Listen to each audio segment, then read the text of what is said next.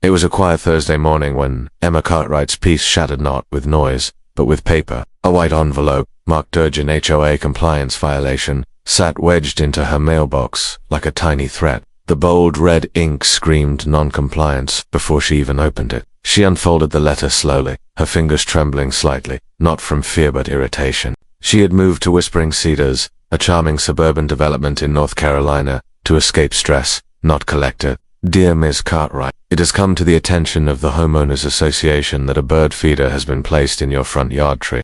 This is in violation of Community Aesthetic Guidelines 7B. No structures or devices deemed unsightly or attracting pests may be placed within visible front yard space. You have 5 days to remove said bird feeder or face a $100 day fine. Emma blinked, then blinked again. A bird feeder, she said out loud. That thing's attracting robins and wrens, not raccoons with picket signs. She glanced out her front window. The feeder hung like a peaceful ornament from her blooming dogwood tree, painted by hand, shaped like a tiny red barn. It had belonged to her late husband, Jim. Watching the birds had been their thing. After he passed, she'd brought the feeder with her. It gave her comfort, a connection, and now the HOA wanted to tear it down.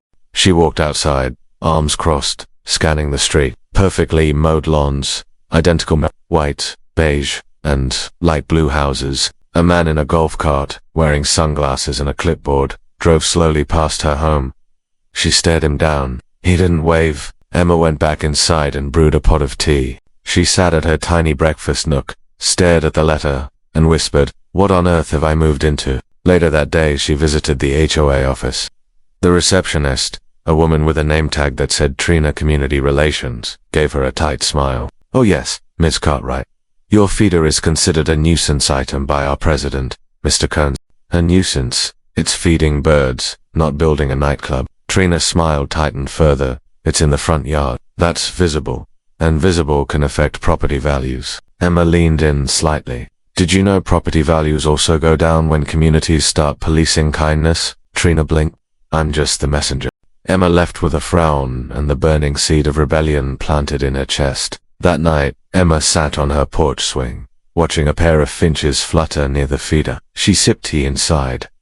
This wasn't just about a feeder. It was about something deeper: control, image, and the quiet erasure of the things that made people human. She looked at the feeder and whispered, "They picked the wrong widow."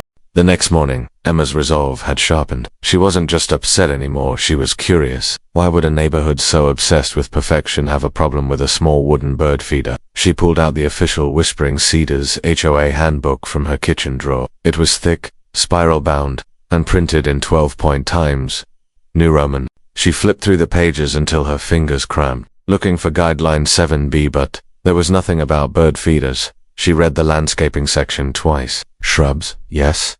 Lawns mowed to exactly 2.5 inches, absolutely. But bird feeders, this smells fishier than the HOAS artificial koi pond, she muttered. Later that afternoon, Emma visited her neighbor Kathy, a retired nurse with a sharp wit and a deeper HOA grudge. Kathy had been fined once for hanging wind chimes that sounded mournful. "Oh, you've crossed paths with President Kearns, have you?" Kathy said, pouring lemonade. "He has been on a rampage since someone painted their door coral instead of approved sunset beige."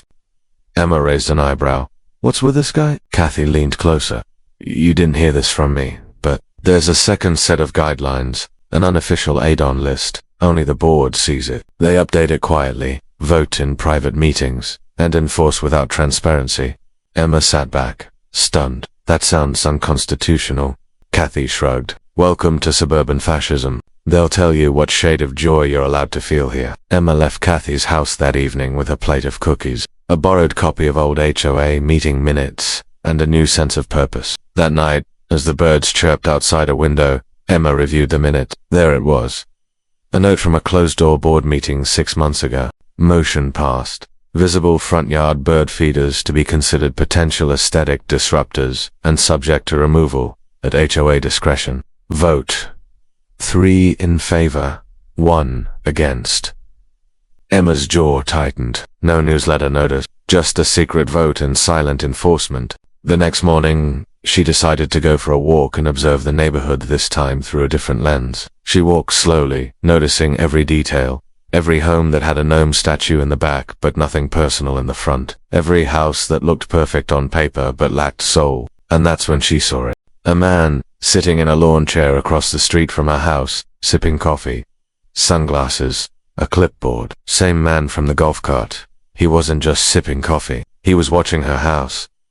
Emma paused at the mailbox and turned slowly to face him. He looked away too quickly. Her suspicion confirmed. She went back inside and closed the curtains. She didn't panic.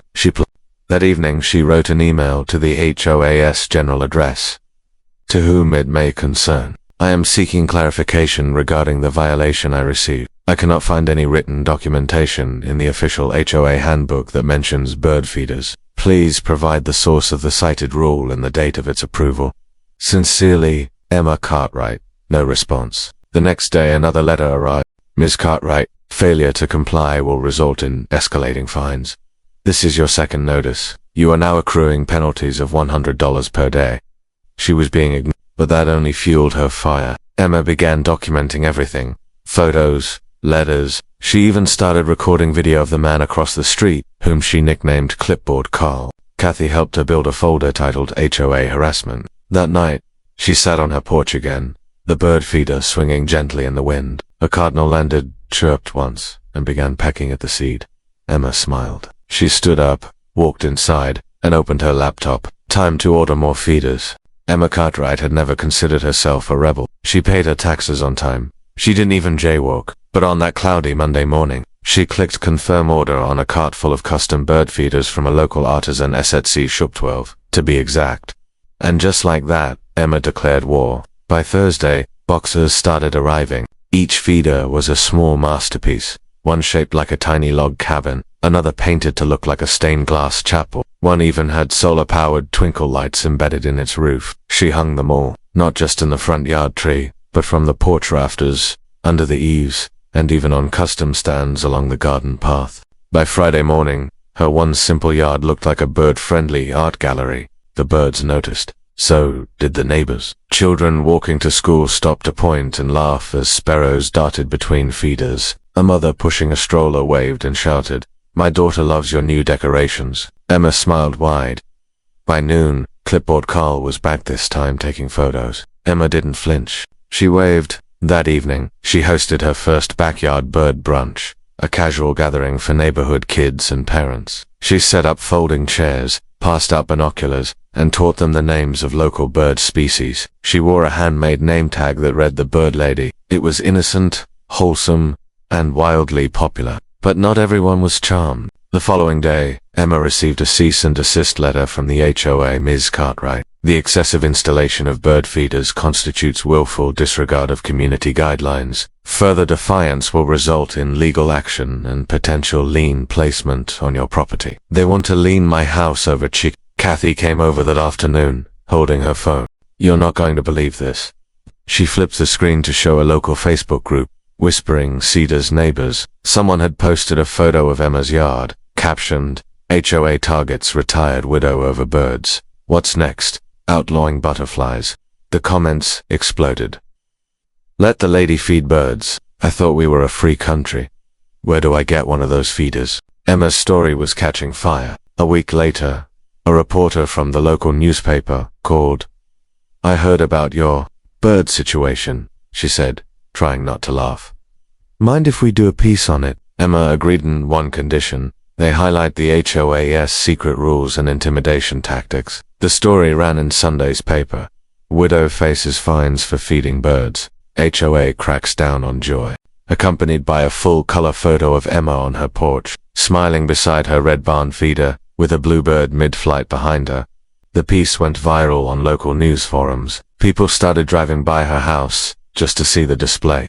One teenager even delivered a hand-painted birdhouse as a gift. Children dropped off thank you cards in her mailbox. One read, Dear Bird Lady, I saw my first woodpecker at your house. Thank you. Emma cried when she read that one. But the HOA didn't back down. Not yet. At the next community meeting, which Emma attended, uninvited, Mr. Kearns stood at the podium like a dictator and The rules are in place to maintain order, he barked. We cannot allow one resident, whimsy, to bring chaos to our community.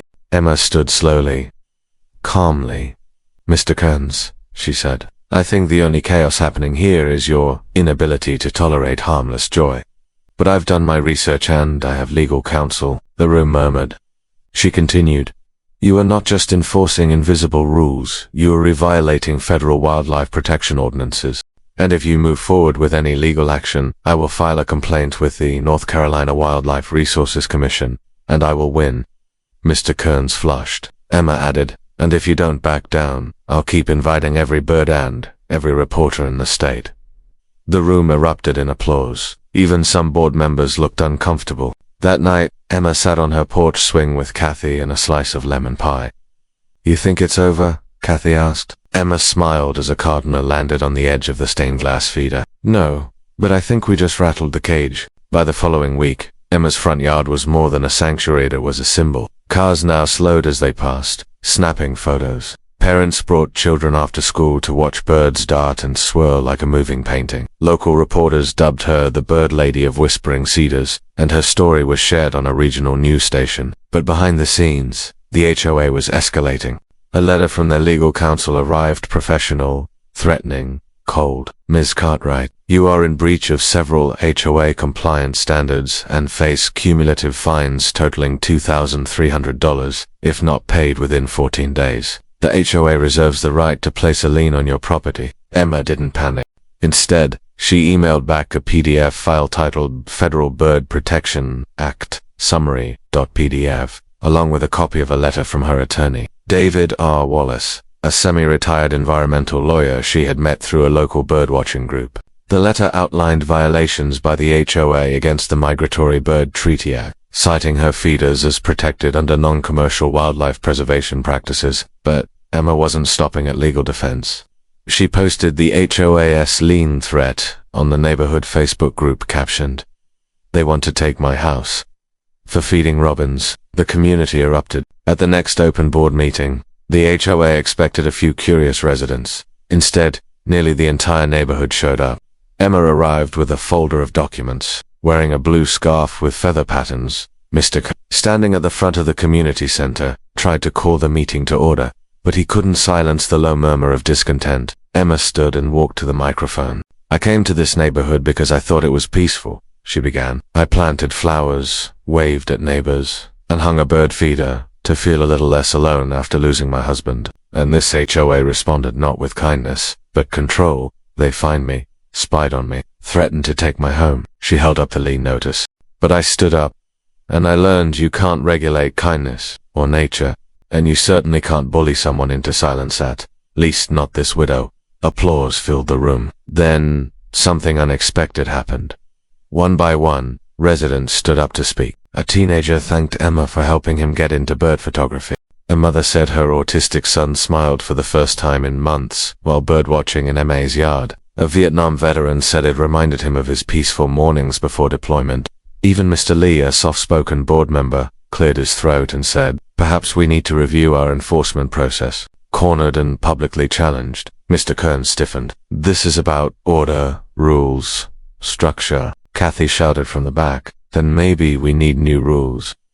The crowd clapped loud. United. A vote was called. 3 board members voted to rescind the fines, cancel the lien, and formally remove the secret guideline against bird feeders. Only Kearns voted no. He stepped down as president the following month.